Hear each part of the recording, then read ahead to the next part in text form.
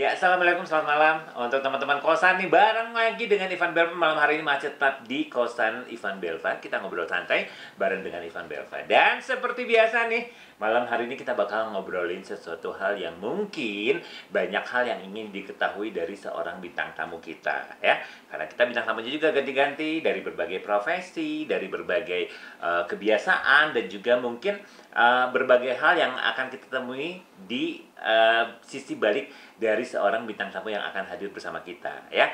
Nah, malam hari ini kita bakal ngobrolin sesuatu hal nih dengan seseorang yang luar biasa juga. Ini saya mengenal beliau ini udah cukup lama juga, ya. Cukup lama saya mengenal beliau dengan aktivitas dan juga profesinya yang banyak loh ya sebetulnya, ya, apa profesi beliau ini. Dan yang pasti nih malam hari ini kita akan ngobrol dengan tema Aku Harus Kuat Karena. Nah, ya, karena apa nih kita harus kuat, ya. Ya pasti malam hari ini kita akan langsung aja ketemu dengan bintang tamu kita malam hari ini. Siapa lagi? Lukman Oktaviana.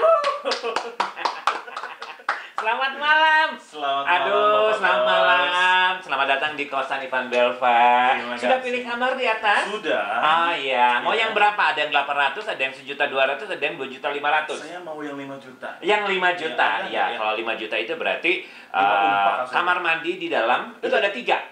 Gitu. Iya, ya. Kasurnya itu ukuran king size, ya. Lalu juga nanti ada teman bobonya juga, ya. Guling maksudnya. Gitu. Lukman, apa kabar? Alhamdulillah baik, Kang. Aduh, senang banget akhirnya ketemu lagi, ya.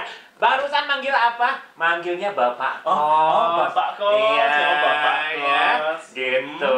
Nah, malam hari kita akan ngobrol-ngobrol nih. Ya. Tapi seperti biasa, seperti bintang tamu sebelumnya, ya. Nah, ini karena Bapak Kos ini juga kan profesinya sebagai makeup artist juga, gitu kan. Jadi bintang tamunya ini harus pilih salah satu dulu. Pilih salah satu. Ya. Nah, ini ada beberapa undian di dalamnya. Nah, ini masih ada 1, 2, 3, 4, 5, 6, 7, 8. Oh, deg-degan ya, Pak. Ini apakah yang harus dipakai oleh seorang Lukman Oktaviana sepanjang kita ngobrol-ngobrol malam hari ini, ya? Nah, baik, Bapak itu. Sebentar. Oke.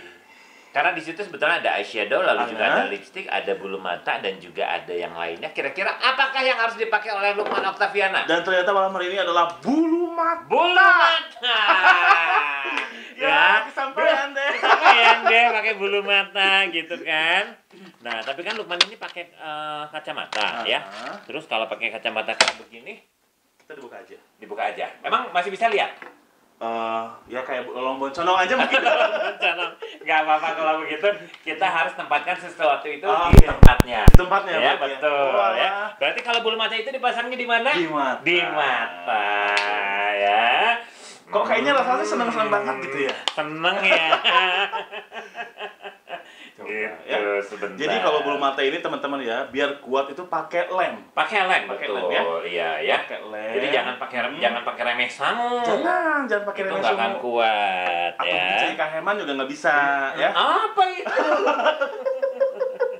Coba. Coba merem dulu. Nah, ya. Ini harus dipakai selama kita ngobrol malam hari ini, ya. Nah, Oh, gini ya? Iya. Coba dibuka. Sebentar. Oke. Nah, ini harus dipakai selama kita ngobrol. Gitu. Dan apapun yang dirasakan ini tidak boleh protes. Oke. Ya. Baiklah, Bapak. 1. Bapak kayak ngahip-ngahip gitu. Nggak apa-apa ya. Jadi ini memang hal yang lumrah, mungkin belum terbiasa. Biasanya nanti kalau udah sekitar 10-15 menit itu udah biasa biasanya, ya. Aduh, Oke. bener-bener ngerasain jadi CPW ini nggak mudah loh, Nah, guys. iya. Kan hampir tiap minggu nih ketemu dengan yang namanya CPW, ya. Oh, iya. Calon pengantin waria. Wanita. Wanita. Kalau waria belum ada ya? Belum. Iya. Boleh nggak sih? Ya. Nanya. Iya. Nanya. Di kita sih kayaknya nggak boleh ya, Pak. Ya? Belum mungkin ya. Jangan kali, Pak. Coba merembah. Pak. Udah kebiasaan Iya. kalau masangin bulu mata. Ini teknik penjahit bulu. Ini jahit ya? bulu mata. Jahit bulu mata. Iya, ya. Jadi sistemnya itu 3-4-3 gitu ya. Bu? 3-4-3 ya. Oke, 3-4,5 kalau ini ya. Oke. Luar biasa Luar ya. biasa. Lentik banget bulu matanya. Aduh. Masya Allah. Masya Allah ya. Ya, ya. Antara seneng nggak seneng sih kalau ngeliat Pak kayak gini ya. Iya. Iya, nggak apa-apa. Nanti mungkin bisa di zoom juga ya kayak gimana nih seorang Lukman Oktaviana pakai bulu mata dari Cilia Eyelashes ya. Dari sini ya. Nah, Lukman, kita mau ngobrol nih. Gimana Pak Kos? Karena kan yang kita tahu profesi seorang Lukman Oktaviana adalah satu, dulu saya mengenalnya adalah sebagai penyanyi terlebih dahulu, ya, wedding singer terlebih dahulu. Lalu juga MC, MC Kahot, MC Kondang Bandung. Amin ya Allah. Siapa yang nggak tahu seorang Lukman Oktaviana? Nah, dari dua profesi ini masih ada profesi lain nggak? Ada. Jadi saya ini dulu pernah punya usaha dan bergelut di dunia dekor.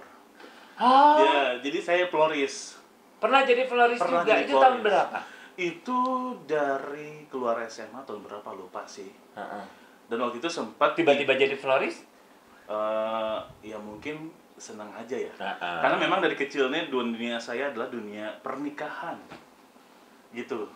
Jadi Bapak MC. Bapak MC. Terus Bibi itu perias. Perias. Jadi memang kalau dunia pernikahan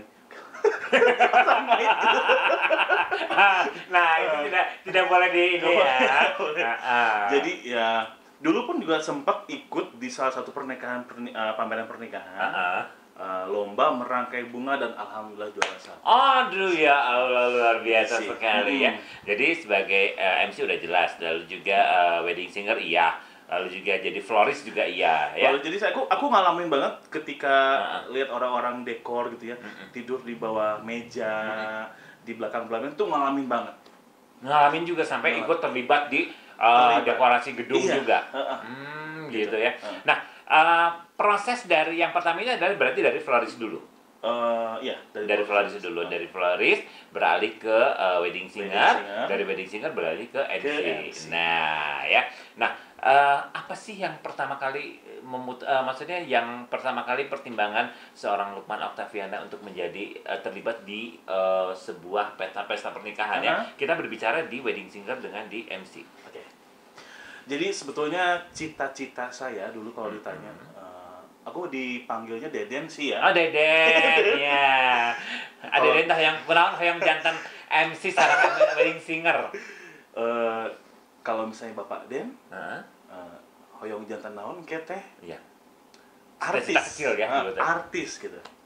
Terus tiba-tiba pada saat masuk SD, orang-orang pada pengen jadi dokter lah, pilot lah apa. Terus nggak ada yang denger jadi artis gitu. Nggak ada. Ya sok-sok jadi pengen jadi insinyur dan memang itu nggak kesampaian dari sekarang ya. Sampai sekarang itu ya akhirnya jadi seorang MC dan seorang penyanyi. Betul. Kenapa menjadi seorang wedding singer? Jadi dulu ini saya berkecimpung di dunia vokal dulu Kang ya. Karena di sana itu dari SMA memang udah jadi wedding singer. Oh, dari SMA teh. Jadi sudah jadi wedding singer. jadi wedding singer. Udah jadi gitu. wedding singer. Cuma masih kelas-kelas yang Hajatan gitu ya. Nah, akhirnya keluar SMA, saya pengen kuliah di kuliah seni, Bapak tidak mengizinkan. Karena Karena Bapak mungkin punya prinsip, anaknya bisa ini, tapi nggak usah diperdalam. Carilah bidang yang lain biar semua bidang kamu bisa gitu. Oke. Gitu. Jadinya pada saat keluar SMA ngebentuklah ngeseriusin sama teman SMA juga. Iya. Namanya dulu Oscar Music. Oscar Music di Bandung. Di Bandung. Terjunlah ke Oscar Music dan dunia pernikahan. Waktu itu juga lagi ada pameran pernikahan di Hotel Panghegar. Oke. Waktu itu aku rumah Sumedang nih. Oh, masih di Sumedang dulu Sumedang. ya. Acan di Bandung Teu eta teh. acan. Oh, ya Allah. Jantan abdi ke Sumedang ke Bandung naik damri sareng pun adik Kang. Gusti. Cuman mau nonton pameran pernikahan. Oh, itu teh dalam rangka mau nonton aja. Iya, mau tahu gitu. Nah, waktu itu lagi ada perform dari Trigi Music. Oke. Nah, perform nonton. Nah, terus aku kayak berandai-andai sama adik aku teh. Neng, jigana cocok tuh nyamun gitu. Mau mungkin. Mau mungkin, Oh ya udah, cuma bisa menikmati dan seru ya. Oh, di Bandung kayak gitu. Gitu yang bener-bener yang ya wedding. Minggu depannya itu lagi ada festival Kawah Putih. Oke. Penyanyi Kawah Putih. Kawah Putih. Dan ternyata salah satu jurinya itu adalah Teh Yugi dan personil Trigi. Oke. Personil Trigi itu kan. Ikutlah festival. Festival itu turun dari panggung, itu Teh Yugi langsung dari meja juri nyamperin. Nyamperin. Mau nggak ikut grup Teteh? Oh, itu tuh yang minggu lalu dilihat. Aku sampai iya mau Teh, mau. Gitu kayak polos. Ya udah, nanti beres acara kita ngobrol dan nanti besok kita nyanyi di Kebon Cengkeh ya. Oh. Iya Teh. Ya udah, alhamdulillah festivalnya juara 1. Festival juara 1. Ya gitu Pak Kos ya. Besoknya ke Kebon Cengkeh. Nah, aku baru tahu kalau ternyata kalau dunia pernikahan di Bandung itu berbeda ya, ternyata ya. Dari segi busana, dari segi performnya bagaimana, lagu-lagunya pun harus bagaimana. Aku kesana datang cuma pakai kemeja, cuma pakai celana hitam, sepatu lusuh, ala kadarnya memang. ala kadarnya.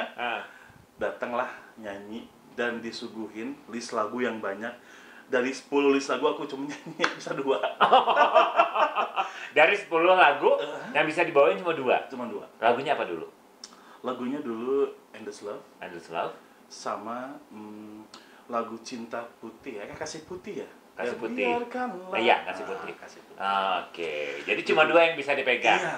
Oke. Akhirnya waktu demi waktu berlalu gitu.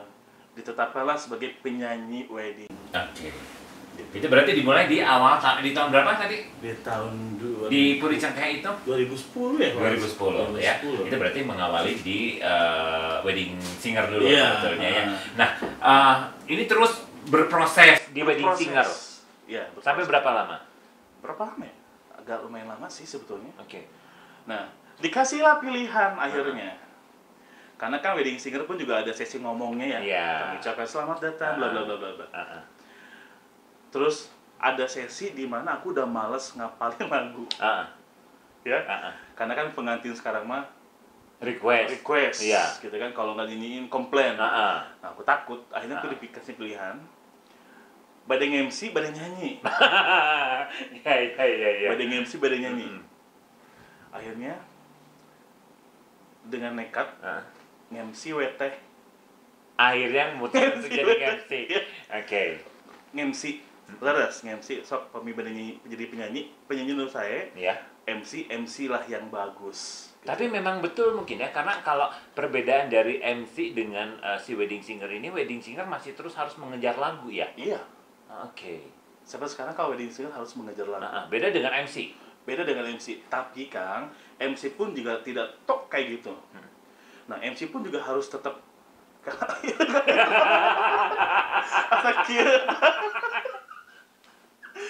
Iya. Dinikmati aja.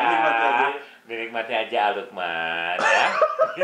Karena memang persyaratan untuk ada di talk show ini itu adalah harus memakai sesuatu yang ada di kotak aja gitu ya. Tapi nggak ngondek kok. Nggak ngondek tapi Jadi ya seorang MC pun juga kita harus tetap lapar ilmu ya. Oke. Jadi jangan sampai ngomongnya mulu gitu ya. Harus ada perkembangannya juga. Ada perkembangan, harus inovasinya harus benar-benar tak harus cepat gitu kan. Orang lain udah maju, masa kita masih di sini aja sih gitu ya. Gitu. Oke, jadi ada tahapan untuk mengembangkan profesi sebagai wedding MC. Karena kan sekarang ini banyak banget, terutama yang masih muda-muda banget gitu kan, yang pengen belajar jadi wedding MC gitu kan ya. Karena banyak orang berpendapat bahwa wedding MC itu lebih long lasting, lebih panjang umurnya dibanding dengan satu MC event atau mungkin juga MC party apapun juga gitu ya. Karena kalau wedding MC itu semakin usianya bertambah semakin matang sebetulnya kebanyakannya ya seperti itu. Pertama kali MC itu kapan? Pertama kali MC tahunnya lupa ya kan? Tahunnya lupa, tapi aku ingat banget itu kejadiannya gede banget. Oh, weddingnya gede banget? Iya, pernikahannya gede banget. Terus di mana? Di Hotel Papandayan. Di Hotel Papandayan. Dan itu keluarganya itu, pengantinnya itu nggak pakai WO. Keluarnya nggak pakai WO. Kalau dulu kan kayaknya masih jarang. Dan biasanya memang jarang yang pakai WO juga ya kalau dulu ya. Jadi mengandalkan MC sarang panitia keluarga gitu ya. Nah, sampai aku nanyain, ya, nanyain arti ini tuh apa? Karena itu weddingnya wedding internasional. Oh, gitu. oke. Jadi akad tradisi, Betul. tapi resepsi itu Internasional. Jadi kayak apa? Mingle gitu ya. Itu apa sih ya? Terus sampai kayak wedding toast, wedding kiss, itu posisinya di mana? Kalau akad nikah insya Allah sih sebetulnya ya, karena dari kecil ini saya sok ngintil bapak kan, kalau misalnya Nuturkan gitu ya, ngeliatin mungkin.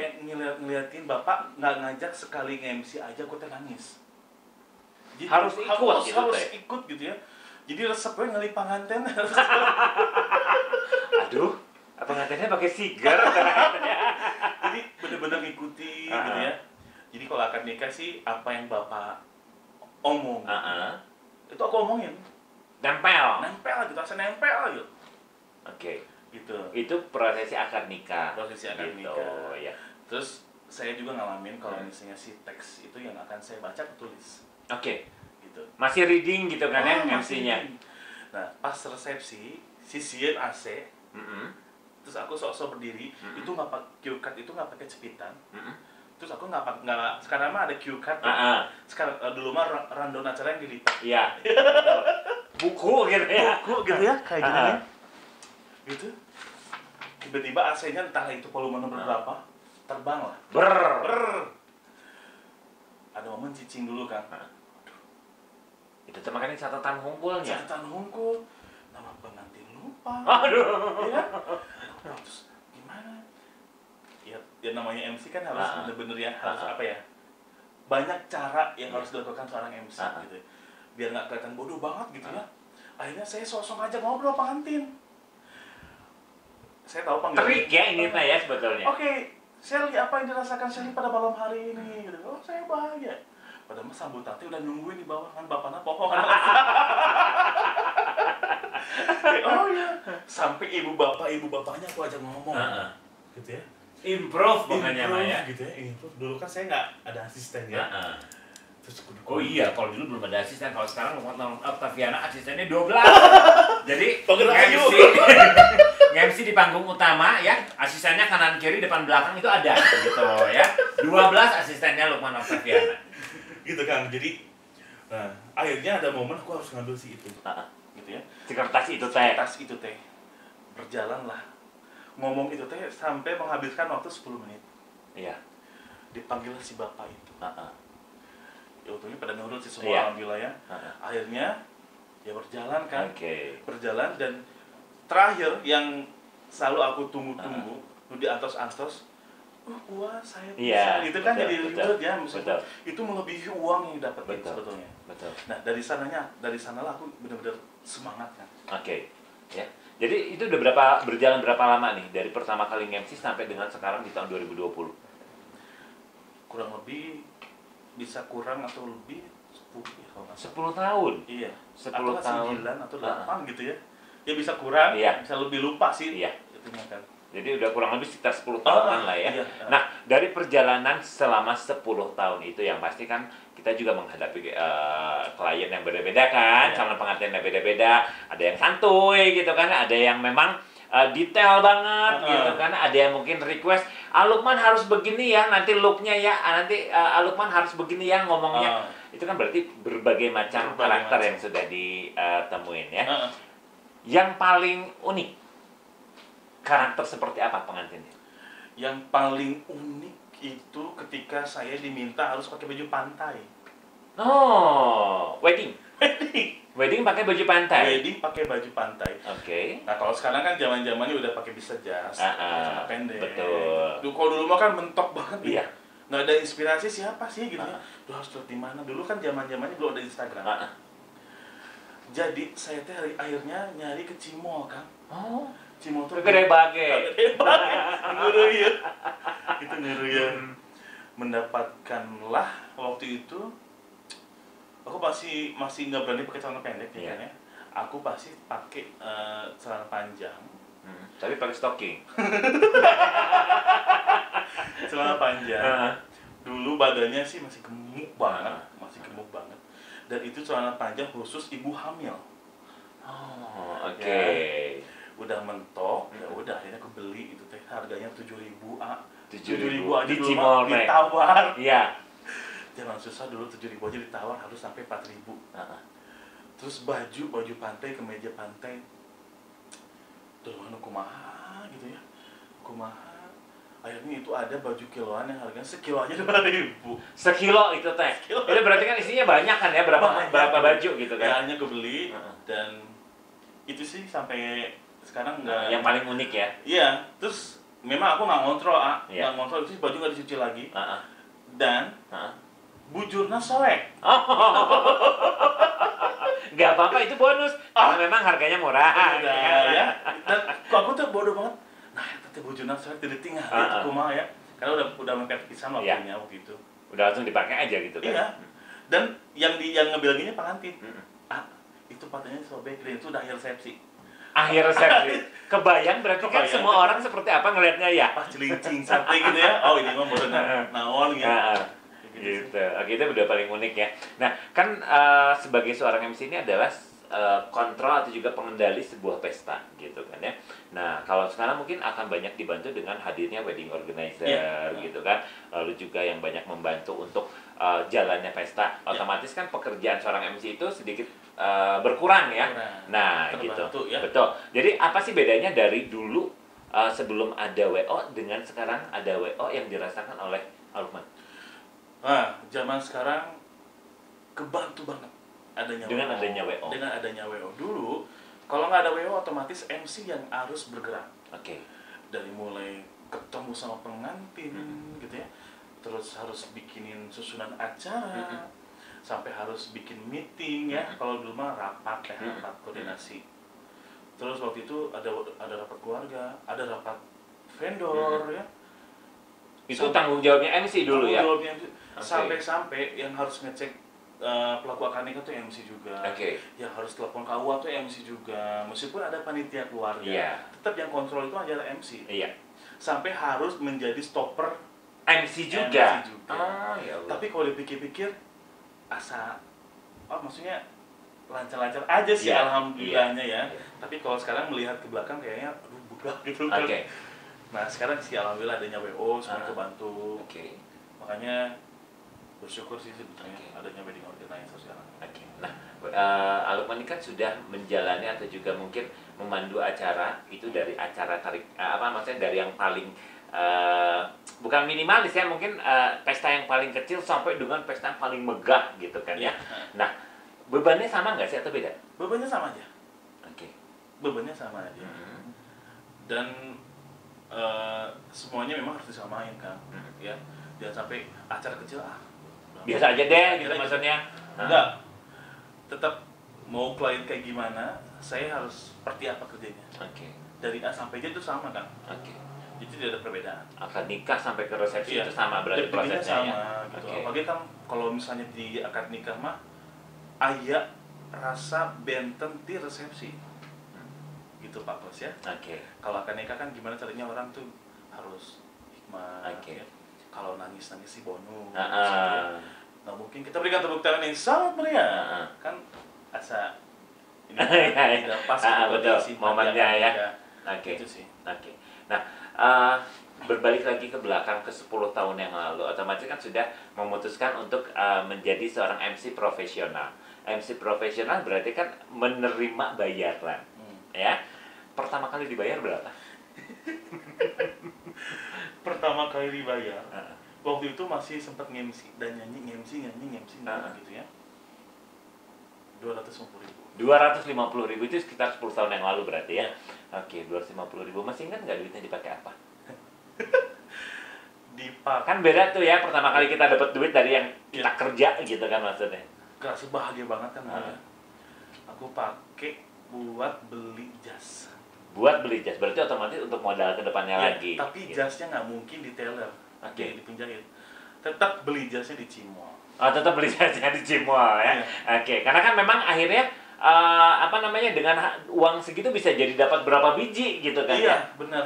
Tapi itu tidak hanya beli jas. Aku harus alokasiin ke ongkos.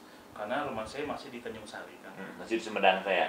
Masih di Sumedang, dan itu kalau misalnya pulang wedding, ada wedding malam jam 10, nyampe rumah tuh jam 2 subuh. Iya. Pakai elok. Karena kalau angkot udah nggak ada jam segitu. Aku masih pakai bis yang dari Bandung Cirebon, tapi aku turun di mana? Di Tanjung Sari.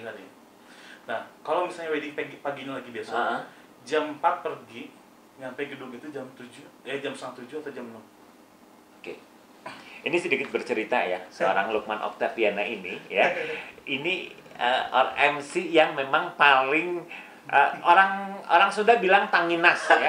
Otomatis dalam arti dia paling pagi sudah ada di gedung gitu kan ya. Bahkan datang itu bareng dengan prias pengantin. Prias pengantin 4:30 gitu kan ya. Sebelum sholat subuh sudah datang gitu kan ya. Ternyata ada seorang Lukman Oktaviana sedang duduk. Ayo saya bantu. Itu yang paling keren banget gitu kan ya. Nah, itu berarti kan berjalan terus gitu kan ya, otomatis pun yang pasti namanya penghasilan pun juga berubah dong ya. Nggak akan mungkin Lukman Oktaviana sekarang sama dengan Lukman Oktaviana 10 tahun yang lalu yang fee-nya adalah 250.000 ya. Nah gitu, tapi kan ada kenikmatan tersendiri gitu kan ya, melalui proses yang panjang itu gitu kan. Tidak melalui jalan yang instan, tiba-tiba aja langsung jadi MC yang dengan bayarannya 200 juta misalnya kayak gitu. Enggak juga kan ya. Nah, proses paling diingat dalam perjalanan Lukman Oktaviana itu seperti apa sih? Proses aku mah perih kan, perih banget gitu. Dulu dari rumah itu ojek jam 3:30 subuh udah nggak ada ojek Subuh itu. Subuh itu nggak ada. Oke. Terus? Jadi mama itu selalu bangunin dan selalu nemenin anaknya mau pergi sampai ojek itu ada. Oke. Gitu. Dulu kan belum zaman online ya, zaman belum. Ojek online itu belum ada ya, berarti otomatis ojek biasa ya. Iya. Jadi sampai kalau dipikir mah ada sekarang izin ya. Ada motor yang lewat, mama pegat gitu ya, dia pegat. Gini nitip gitu. Seorang mama itu teh ya. Iya. Nah, itu jam berapa biasanya mama? Jadi mama tuh udah bangun jam 2:30. 2:30 subuh. 2:30, terus bikin sarapan buat anaknya, bangunin gitu ya, meskipun udah gede juga udah anggar ya. Kita tuh di mata mama orang tua ya anak kecil gitu ya. Iya. Gitu kan. Sampai ya gitu. Itu perjalanan ya. Iya. Oke. Sampai deg-degan takut kesiangan gitu kan. Bis ataupun elop itu kan jarang kalau subuh ya. Sampai suatu ketika itu udah dapat motor pun megat orang yang bekerja ke pabrik. Sampai di alun-alun itu ada elop. Iya. Aku nyebrang elop ada gitu, tapi penuh posisinya. Tapi saya harus berangkat. Iya. Harus tetap berangkat. Nangkel kan. Aku nangkel. Iya. Nangkel. Terus dengan bawa ransel, dengan bawa jas gitu ya. Dulu saya nggak pernah pakai sarung jas. Pakai plastik laundry. Ya kan? Iya. Berat sih, berat, cuman saya selalu kumahnya ketika nangkel di elop, ngapain malu. Ini tuh proses. Ya Allah, mudah-mudahan saya tidak seperti ini lagi gitu ya. Tapi saya nikmatin gitu. Saya nggak gengsi ketika orang turun di depan gedung itu mengenakan mobil. Saya turun dari gedung itu jauh, gedungnya dari pintu gerbang ke gedung jauh. Saya harus turun pakai angkot atau pakai elop, pakai damrik, jalan lagi gitu. Iya. Tapi itu proses sih kan. Iya. Ya. Sementara kan jarak dari Sumedang sampai ke gedung di area Bandung lah terutama gitu kan. Jauh. Itu jauh kan, makan waktu juga gitu kan. Otomatis persiapannya satu harus bangun lebih subuh juga gitu kan, berangkat lebih cepat juga gitu kan ya. Nah, itu sebuah proses. Gitu ya, prosesnya ini terus berjalan. Terus kalau sekarang seperti apa prosesnya? Sekarang ya alhamdulillah sih. Sekarang kan udah di Bandung ya. Sudah di Bandung. Lebih dekat juga ke gedung-gedungnya. Lebih dekat. Tapi kalau berangkat mah tetap Pak Kos. Subuh. Tetap saingan dengan beras pengantin ya. Datangnya subuh. Iya. Iya. Jadi Itu sih maksudnya keuntungan buat aku ya, Nah. buat aku. Jadi, oh ini loh medan yang bakal aku nanti kerja tuh kayak gini medannya. Terus ketika orang lain belum cek sound, saya udah cek sound. Oke. Gitu ya. Kenapa? Subuh takutnya ada kendala. Ada yang ketinggalan bisa masih ada Betul. waktu diambil gitu ya. Betul. Terus kan ada pengantin pada saat kita ketemu atau meeting ini itu balaka sepenuhnya gitu Iya. ya.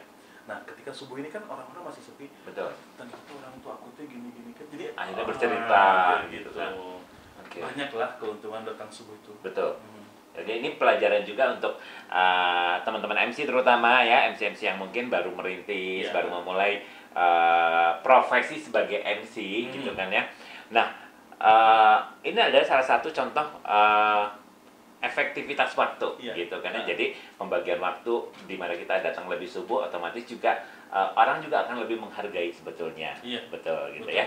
Nah, berbicara tentang profesi MC ini otomatis kan berarti turunan dari Bapak ya. Dari Bapak. Turunan dari Bapak. Apa sih tanggapan Bapak dengan profesi Lukman seperti sekarang ini? Karena mungkin dulu Bapak punya cita-cita, oh anaknya pengen jadi ini. Eta bisa. Gitu ya. Nah, sekarang ternyata anaknya berprofesi sebagai MC gitu kan ya. Padahal MC pun juga adalah profesi yang bagus gitu kan ya. Iya. Nah, cuma kan kadang ada beda tanggapan antara orang tua dengan anak gitu kan ya. Nah, dari seorang Bapak itu tanggapannya seperti apa sekarang? Awalnya sih kayak yang apa ya, bukan malu sih sebetulnya, agak kayak orang kurang terima. Bapak itu, aku kan sempat kerja di kantor juga, tapi karena bukan passionnya di kantor, akhirnya harus meninggalkan, bekerja di sini. Nah itu Bapak kayak kurang terima. Ya seiring waktu, saya bisa membuktikan bahwa seorang MC itu tidak seburuk Bapak Mama pikirkan, gitu. Akhirnya ya menerima. Oke. Gitu, pengalaman pertama itu waktu itu ya, waktu awal-awal aku bilangnya nggak MC sih sebetulnya. Bilangnya apa ya? Bilangnya pergi main. Tapi subuh berangkatnya tetapnya subuh sama teman-teman. Ternyata ketika saya MC itu Bapak jadi tamu undangan. Oh. Terus apa yang terjadi? Itu apa yang terjadi? Aku lihat Bapak tuh kayak takut. Siun gitu, siun di mana? Akhirnya pas nyampe rumah. Iya. Halus gini MC teh. Oh. MC teh. Tak bubuka teh kudu kia. Melongol lah nya. Katanya ngomong kia, sebenarnya mau nyarekan gitu. Iya. Ternyata enggak. Ya akhirnya ya mendukung. Akhirnya support juga gitu Support. kan. Nah, ini berarti kan ada support dari orang tua, ada support dari keluarga gitu kan ya. Anak keberapa? Anak pertama Dari bersaudara. 2 bersaudara. Bapak berprofesi sebagai Guru. guru. Guru apa? Bapak ini guru bahasa Sunda. Ibu? Ibu ini dulunya guru, mama tukang. Pak Kos lupa ya. Ya akhirnya beralih menjadi ibu rumah tangga. Ibu rumah tangga. Ya, otomatis yang mengontrol di rumah gitu ya, karena bapak kerja, ibu tetap mengontrol di rumah gitu kan ya. Kedekatan Lukman dengan keluarga seperti apa sih? Deg-degan dengan keluarga. Sangat dekat. Oke, sangat dekat. Sangat dekat. Paling dekat Paling dekat sama mama. sama mama. Ya maksudnya dimana kita bisa cerita sampai kejelekan, sampai apapun juga hal kecil. Iya. Yang paling kita bisa percaya untuk bercerita itu adalah ke Mama. mama. Tapi curhat masalah percintaan ya bapak. Oh, ya, curhat percintaan tetap ke bapak ya. Iya. Oke, kalau ke mama curhatnya apa sih? Lebih curhat kayak keluh kesah gitu ya, ketakutan. Ya pasti ke mama sih. Ketakutan apa sih sebetulnya yang dihadapi dalam hidup? Ketakutan aku tuh takut nggak bisa ngebahagiain orang tua. Oke, satu itu. Itu sih. Terus? Karena aku sayang banget sama mama, bapak. Dan aku takut banget untuk ditinggalin mama, bapak. Tapi kan itu hal yang pasti. Ya nggak? Iya sih. Tapi aku selalu berharap aku meninggal duluan kan. Oh iya. Iya. Itu sih. Nah, tapi kan kita nggak tahu ya, maksudnya masalah umur, masalah kehidupan kan kita nggak tahu kapan kita akan kembali gitu kan ya. Nah, tadi yang Lukman bilang salah satu ketakutan adalah takut ditinggal duluan sama orang tua, nah itu sama mama atau sama papa gitu kan ya. Kalau saja itu terjadi, hal apa sih yang bakal ya otomatis kita sudah menguji atau juga mungkin mempersiapkan mental gitu kan ya. Kalau saja itu terjadi, apa yang akan dihadapi? Gak ada persiapan. Gimana ya? Salah. Seperti kapal oleng tanpa nakoda lah. Oke. Takut banget. Nggak tahu lah. Pikiran aku ini dewasa atau enggak gitu ya. Tapi memang semua orang ini pasti takut untuk tinggal orang tua. Oke, iya pasti. Pasti. Ya itu sih. Makanya aku sebisa mungkin, semaksimal mungkin harus bisa ngebahagiain orang tua. Dengan cara? Dengan cara bukan apa ya, dulu aku nggak, maksudnya tidak pengen makan enak aja itu aku harus mikir dulu gitu ya. Pengen makan enak aja aku punya uang dulu, terus aku belanja atau makan, orang tua aku makan ini nggak ya di rumah. Oke. Gitu. Iya, makanya sekarang mama hoyong naon gitu ya. Pasti kalau ada rezeki. Iya. Gitu. Terus masalah kayak ada impian, mungkin nggak ya seorang Lukman ini untuk memberangkatin mama bapaknya ke Mekah gitu ya, naik haji, itu umroh naik haji. Oke. Nah, alhamdulillah sih sudah terlaksana meskipun ini yang masih umroh. Oke. Gitu. Ya itu, kalau mama sih kayaknya lebih ke ayo iya. Dulu mah kan aku pribadi tuh mau makan enak aja harus nungguin traktir orang. Oke. Gitu. Tapi kan sekarang kondisinya udah berbeda ya, alhamdulillah gitu. Maksudnya sudah ada penghasilan sendiri, gitu sudah bisa support keluarga gitu kan. Dia pasti gini, aku nggak pernah mau minta sama bapak. Karena dulu meskipun uang kecil yang dapetin, aku harus ngeluarin uang tuh pakai uang itu dimaksimalin. Oke. Gitu. Misalnya sisa uang dikit lagi nih, aku hari ini aku nggak boleh jajan. Hari ini uang ini harus cukup cuma buat ongkos. Oke. Gitu. Ya. Terus aku selalu lihat tudung saji makanan. Kalau kosong berarti mama nggak masak nih. Setidaknya aku bisa ngebeliin ikan asin atau sambal gitu ya. Gitu sih. Aku nggak pernah mau minta uang sama bapak. Oke. Sama mama gitu ya. Ya dulu tuh pikirannya sok-sok dewasa. Ya udah udah punya uang. Nah, Gitu. Uang itu kalau bisa buat buat keluarga gitu. Oke. Ya. Sosok seorang mama ya. Sosok seorang mama di mata Lukman itu seperti apa sih?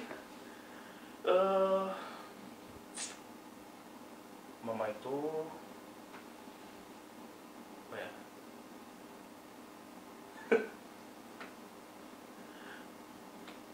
Buat aku paling berjasa sih. Gitu. Berjasa.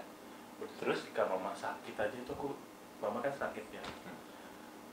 Aku sampai drop gitu. Dari kalau dulu mau bantuin mama beli obat aja aku kayak mikir, ya Allah, gue gak punya uang. Ya meskipun ada bapak gitu ya, tapi gue kadang-kadang kayak gak berguna gitu. Ya Allah, mama stroke. Terus ketika mama ayo orang ibab gitu kan, kalau stroke kan agak ruang lingkupnya kuat ya. Anggawe mama mah di bakal ku sadar ya. Wah, itu teh pikirannya langsung tambah-tambah.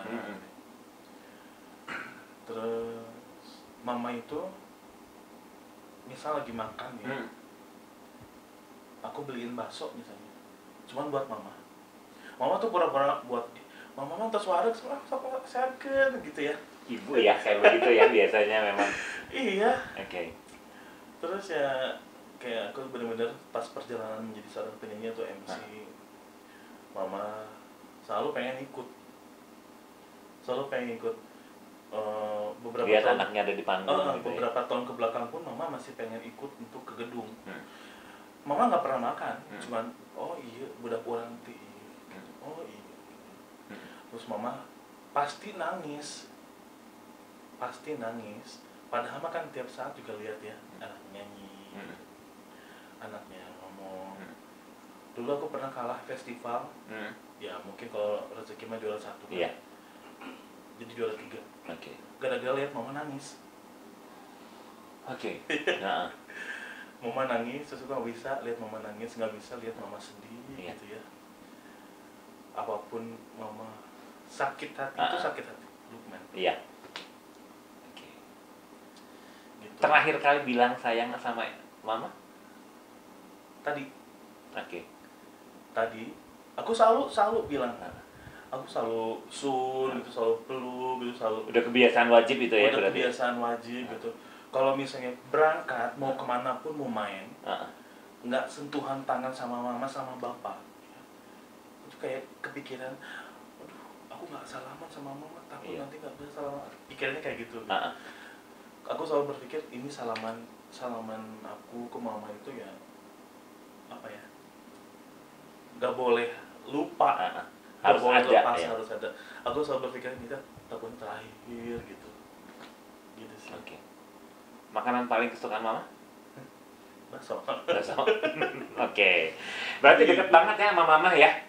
Deket banget sama mama gitu kan ya. Otomatis namanya seorang anak sayangin sama ibu, otomatis akan menyerahkan apapun juga, akan mengusahakan apapun juga ya untuk ibu gitu kan. Itu salah satu aku belum nikah sampai sekarang.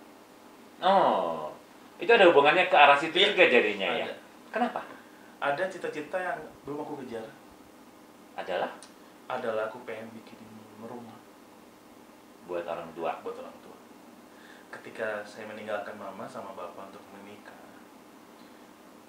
greg kalau misalnya mama, ini udah punya rumah nih mama, bapak gitu ya. Meskipun nanti penghasilan saya harus bagi 2. Padahal mama sama bapak pun juga nggak pernah minta kan ya? Nggak pernah minta.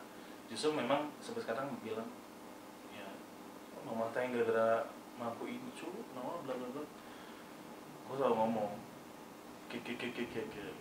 ya entahlah mau terima atau enggak. Iya. Tapi itu cita-cita yang saya harus kejar gitu. Pernah nggak sih marahan sama mama sama bapak? Pernah. Gara-gara? Pernah sih.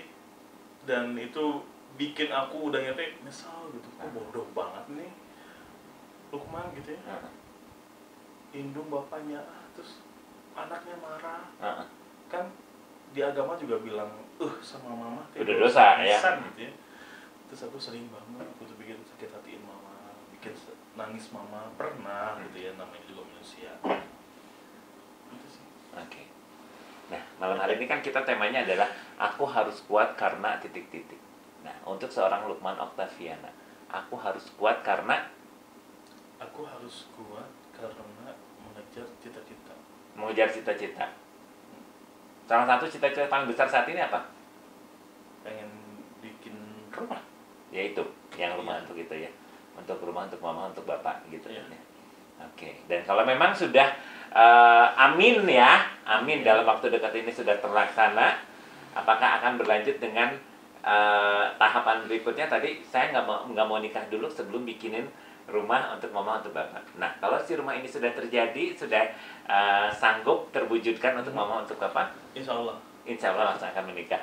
Amin. Amin. Ya, amin gitu. Sampai kapan kali Pak ya? Gitu aja, aminin dulu aja. Diaminin dulu aja gitu kan ya. Oke. Nah, ini kita akan ngobrol-ngobrol lagi ke masa yang akan datang, ke masa-masa ke depan gitu kan ya. Nah, harapan seorang Lukman Oktaviana dalam karir seperti apa sih? Apakah akan terus di wedding MC, ataukah mungkin ada profesi lain, ada cita-cita lain yang ingin dikejar? Aku pengen buka usaha. Sekarang kan lagi masanya suhung ya. Iya. Ya kan? Jadi berpikir, saya harus punya saku 2. Oke. Kalau misalnya dunia entertainment itu ya MC khususnya, ada masa sepi. Oke. Ada masa seperti sekarang kayak pandemi ini, pernikahan harus tertunda dan otomatis bulan ini harus kosong. Betul. Nah, tidak ada pendapatan. Betul. Nah, dari kejadian ini aku jadi berpikir bahwa harus punya usaha nih. Oke. Pengennya di usaha masih di wedding. Kalau nggak dekor. Kalau nggak dekorasi. Kalau nggak dekorasi. Makeup pengantin. galeri lah. Oh, galeri, oke. Kalau galeri kan lebih umum ya, kita Iya. bisa hire orang juga. Kayak gitu pengantin kan. kayak bapak kos nanti. Nanti rebutan pensil alis ya. Nanti rebutan pensil alis gitu kan. Nah gitu. Oke, berarti kan cita-citanya adalah harapan ke depannya adalah punya usaha sampingan yang lain Iya. selain wedding MC, dan wedding MC ini akan terus tetap berjalan berarti ya. Lalu juga yang keduanya tadi adalah Punya usaha. punya usaha. Oke, jadi antara galeri ataupun juga dekorasi. Dekor, iya. Oke, gitu kan. Nah, eh kita sekarang ini kan yang kita tahu kita dalam masa-masa sulit ya, yang tadi kita bilang. Banget. Nah, ini kita dalam masa pandemi di mana semua perekonomian terhenti seketika gitu kan ya. Biar gitu kan. Pemasukan nggak ada, pengeluaran tetap ada, berlanjut gitu kan ya, harus bayar ini itu. Sementara wedding hampir 90% itu cancel atau juga pending. Nah, apa yang dirasakan oleh Lukman? Hampir putus asa sih. Aduh. Kayak kemarin ya, kita mau puasa, April itu otomatis uang yang buat ngemsi itu bekal. Bekal untuk puasa ya. Bekal kalau sahur misalnya lebaran. Iya, oke. Seketika Allah memberikan titik itu corona gitu, kejadian yang benar-benar mimpi buruk yang jadi kenyataan. Biar semua kosong, postpone, ada yang cancel lah gitu. Kalau dalam kondisi normal berapa wedding biasanya dihandle dalam 1 bulan? Nah, kalau yang kemarin, kalau dari kemarin bulan April, dari 30 hari karena ada wedding hari biasa, Weekday-nya juga. weekday-nya juga, hampir isi 25 hari lah. 25 hari dalam sebulan. Luar biasa. 25 hari dalam sebulan dikali sekian. Mobil terbaru ya, sanggup ya. Oke. Guys, Dan itu hilang semua. hidup mah pas sangka-sangka. Cek orang batur gitu, cek orang batur lagi Karena gitu orang-orang kan. mah berkalkulasi. Betul. Wah, Kang Lukman. Tapi kan, ya siapa tahu kan dalam zamannya gue belum Nggak tahu. tahu kan ya, betul. Nah, dalam sebulan itu adalah kurang lebih kalau ngeliat jadwal kemarin itu 25 wedding dan itu akhirnya hilang. Hilang. Ya udah, karena kuasa Allah, kita pun harus gimana lagi? Pasrah, ikhlas, ya udah. Kasih penjelasan sama orang tua bahwa deden teh kieu mah, ieu teh iya. Tenan naon jang, keundan sadayana. Nah, itu yang bikin aku kuat. Iya. Gitu. Nah, sekarang diem di rumah itu kan tetap uang harus keluar. Betul. Belanja. Namanya perut mah nggak bisa PSBB sama lockdown dong. Tetap harus makan, gitu ya. Terus menginjaklah bulan puasa. Bulan puasa yang kita tahu ini semuanya diolah. Makanan teh nu teu aya jadi Diaya-ayakeun. Kolak ieu, Iya. kolak batu gitu kan ya. Padahal kan sebetulnya nggak harus begitu juga ya. Harus ya. Tapi ya corona ini membuat kita berubah banget. Oke. Tapi alhamdulillah sih sebetulnya Pak Kos ya. Ya. Dari tahun kemarin aku cuman puasa ini hari pertama aja di rumah. Sekarang full sebulan harus di rumah. Sebulan harus. Alhamdulillah. Alhamdulillah. Lebih dekat dengan keluarga juga. Terus ibadah Lebih bagus juga. Alhamdulillah. Gitu. Pindahlah ke Juni, aku punya harapan ini Juni, insya Allah. Ternyata Allah masih memberikan sesuatu hal ujian buat kita. Pending Juni lagi. masih kayak gini. Pengantin pada pindah lagi ke tahun depan. Betul. Otomatis juga penghasilan yang tadi sudah diharapkan Udah hilang lagi. hilang lagi. Gitu kan. Oke. Terus berharap lagi Juli sekarang ya, kan masih Juli sekarang. Berharap Juli mudah-mudahan. Tapi ya karena kita pasrah ikhlas, Iya. datanglah kayak paket akad nikah saja gitu kan ya. Atau enggak pengantin yang tadinya mau postpone pindah ke tahun depan, saya mau akad dulu aja. Otomatis kan sedikit demi sedikit jadi tambahan nih buat melangsungkan kehidupan gitu. Jadi masih ada harapan-harapan ke depannya gitu kan. Iya. Hariwang sih sebetulnya ya dengan keadaan seperti ini. Hariwangnya kenapa?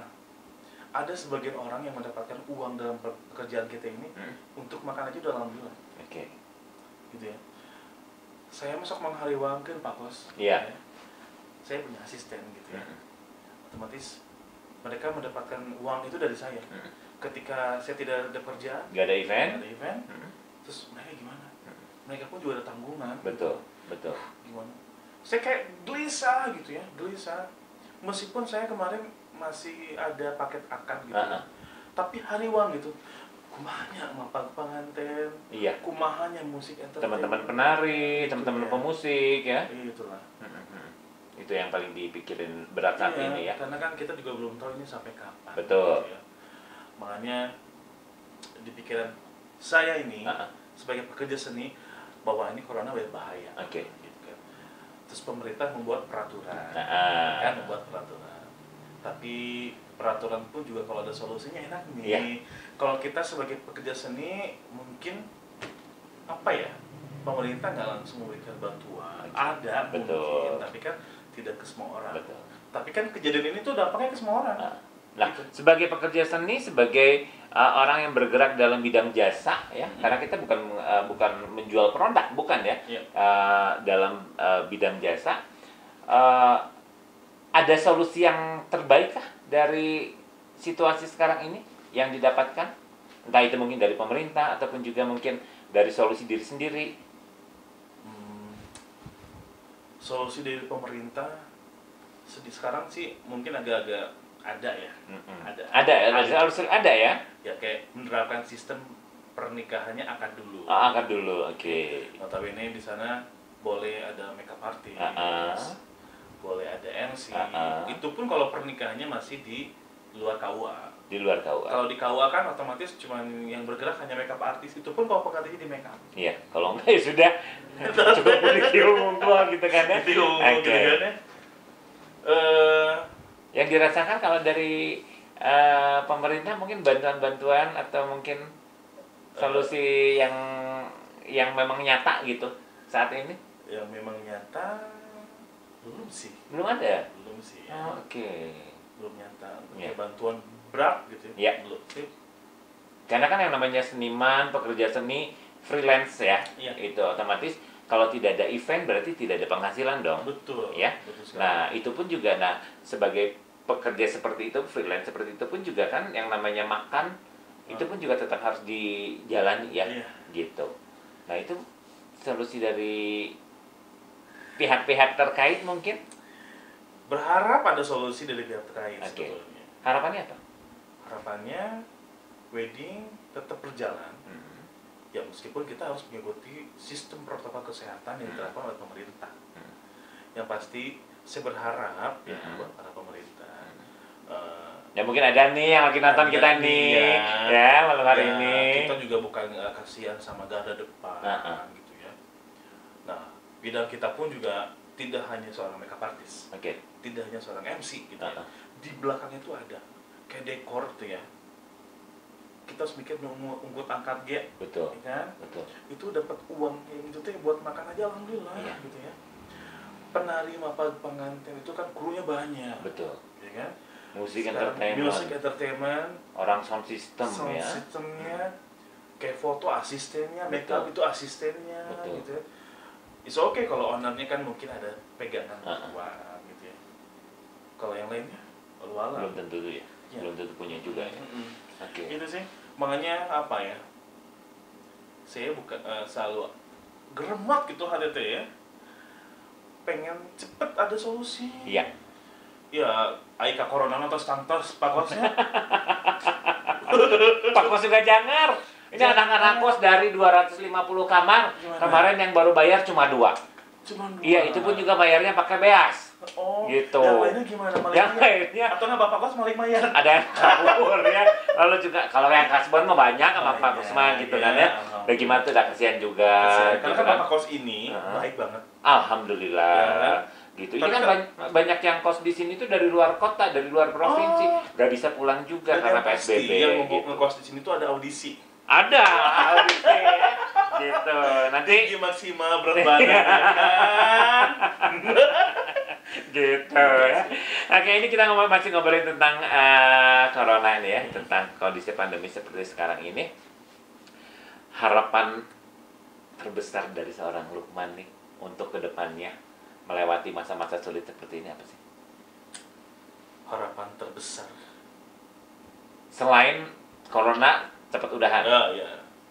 Ya harapan terbesar itu adalah resepsi kembali digelar. Resepsi kembali Ya, digelar. resepsi kembali digelar. Menghidupkan kembali ini ya. Menghidupkan lagi komponen wedding yang ada di dalamnya. Gitu. Banyak sekali kan, Pak Kos, aspek wedding itu kan banyak sekali perintilannya. Nah, saya berharap itu bisa hidup lagi, ya. Meskipun dalam prosesi mapal pengantin penarinya agak dijarang-jarangin, tapi kan berjalan. Oke, jadi penari satu, terus jarak sekilo, penari kedua, gitu kan ya? Penari pertama di Pusdai, iya, penari kedua di Gasibu, penari ketiga di Balubur. Di Balubur, iya. Ayagan di ujung Berung. Pengantin kepada larang. Ya, itu sih gitu. berjalan lagi. Itu berjalan, hidup lagi perekonomian ya. Tapi kan dunia pernikahan ini tidak akan mati sih sebetulnya ya. Betul. Tapi kalau dengan kondisi seperti ini ada beberapa pihak yang akan mati. Betul. Ya, kita ini antara menunggu, berharap dan tenggelam. Iya. Gitu. Belum pasti juga ya. Belum pasti juga. Belum tahu juga akan ke arah mana iya sih, sekarang gitu. ini. Makanya saya sangat memohon gitu ya. Postingan aku kan viral, Pak. Oh iya, Pak Kos pernah lihat kok di situ ya. Yang dapat responnya luar biasa juga ya. Sayang. Viral. Viral. Ya, itu salah satu cara. Salah satu cara. Itu aspirasi. Betul. Saya menyampaikan aspirasi.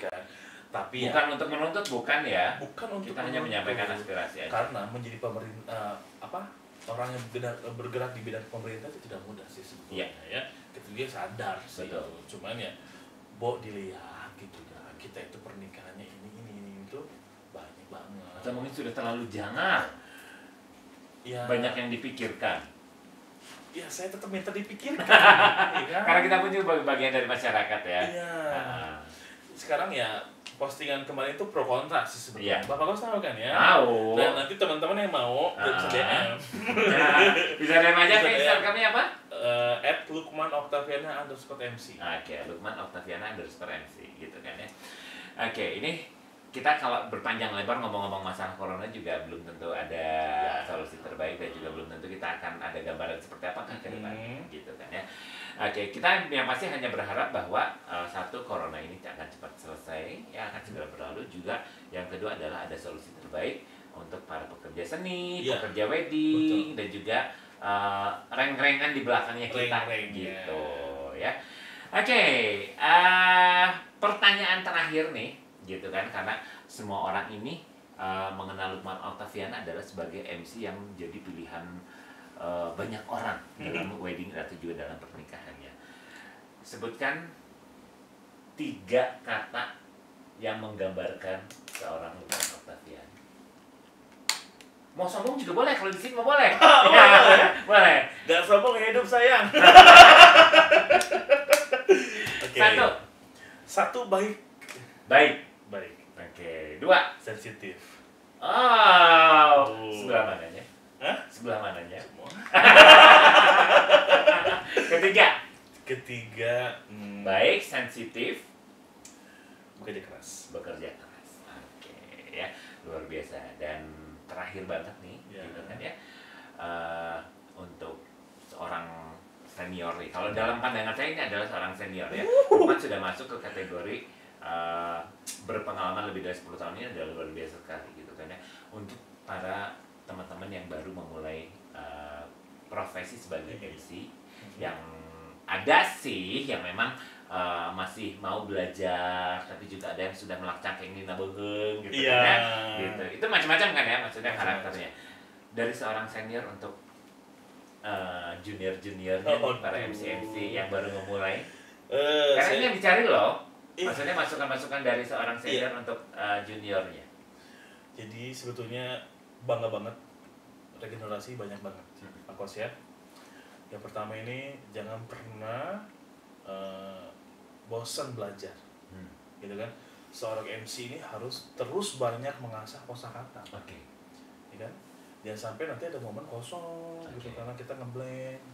Yang kedua adalah attitude. Attitude ya. Attitude. Dengan attitude otomatis orang akan respect sama kita, ya kan. Sekarang gue gelis ya, maksudnya bukan aku ya. Nah sih gue kasar gitu ya. Jangan gitu, karena dengan cantik ataupun ganteng itu belum tentu bisa jadi terbaik. Cantik, kaset kalau dengan kualitas yang baik, wah juara. Tapi jangan sombong. Dan juga yang pasti tepat waktu ya. Tepat waktu. Karena waktu itu saya pernah didampingi, ya maksudnya aku langsung kasih dia ini sih jangan duet dengan seorang MC yang lain. Terus tiba-tiba telat. Bagus. Iya. Telat. Ya ada part di mana bagiannya dia harus diambil sama saya, tapi kan acara tetap selamat. Betul ya. Ya sudah lah ya, gitu ya. Tapi ya gitu sih. Pasti mudah-mudahan bisa memperbaiki diri juga gitu kan gitu ya. sih. Betul. Karena hasil sebagus apapun juga kalau tidak dibarengi dengan kedisiplinan, kalau misalnya kita telat pasti akan berkurang nilainya. Terus yang pasti jangan pernah bikin membuat tarif sangat mahal. Iya nggak sih? Baru keluar nih, baru mulai nih. Baru keluar nih. 20 juta. Oke, gitu ya, 20 juta. Ya orang juga ngeliriknya males gitu ya. Betul. Gitu sih, terus jam terbang diperbanyak karena pembelajaran yang sangat efektif ini adalah jam terbang. Betul. Sekarang kita les terus, tapi kalau hasil les kita tidak diimplementasikan ke dunia yang nyata tuh ya percuma juga ya. Gitu. Terima kasih banyak Lukman, malam hari ini kita sudah ngobrol banyak nih ya, dari A sampai Z, dari memulai proses menjadi seorang MC, lalu juga proses di perjalanannya jadi MC, sampai dengan saat ini bisa memberikan input atau juga masukan untuk adik-adik atau juga mungkin teman-teman yang masih belajar jadi MC. Pak Kos, iya. Kok nyaman ya Pak? Perlu Bapak tambah lagi Pak? Kayaknya perlu deh. Gitu. Ya pasti terima kasih banyak, sukses terus, sehat terus juga. Amin. Dan doa kita bersama mungkin mudah-mudahan kondisi seperti sekarang ini akan cepat berlalu. Amin. Dan tetap juga kesehatan Pak Kos. Amin, sama-sama. Pak Kos juga yang pasti doain juga Lukman, mudah-mudahan sukses selalu. Amin. Sehat lahir batin dunia akhirat ya. Terima kasih. Terima kasih. Nah, ya obrolan kita bareng dengan si MC Hits yang luar biasa ini sudah sampai di ujungnya atau juga di akhirnya ya. Yang pasti kita akan kembali lagi nanti bareng dengan bintang tamu lainnya, dengan profesi yang berbeda, dengan kebiasaan yang berbeda, dengan cerita-cerita yang berbeda ya. Bapak Kos pamit nih ya, nanti kita akan ketemu di kosan lagi ya, di kita ngobrol santai bareng dengan Ivan Belva. Jangan kemana-mana, kita akan ketemu lagi nanti di episode berikutnya. Terima kasih.